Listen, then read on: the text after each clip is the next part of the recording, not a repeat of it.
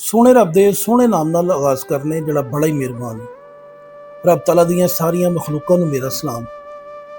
दोस्तों, हजूर बाबा जी गुरु नानक साहब फरमाते ने कि ऊंचा ऊंचा सब चले, नीचे चले न को, नीचे नीचे जो चले वो ऊंचे घर का हो।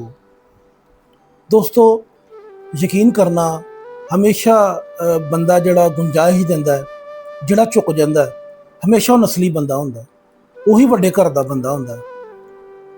मेरे आका हजूर नबी करीम सल्लल्लाहु अलैहि वसल्लम फरमाते ने कि अगर किसी को माफ़ करने नाल किसी की इज्जत घट जाए तो क्यामत वाले दिन वो मेरे को ले लवे।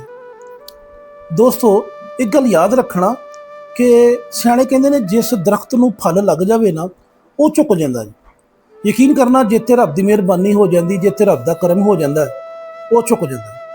तो दोस्तों, कोशिश कराया करो दर गुजर और माफ़ नूं अपना वतीरा बनाओ, क्योंकि अल्लाह ताला इस तो बड़ा राजी होंदा है।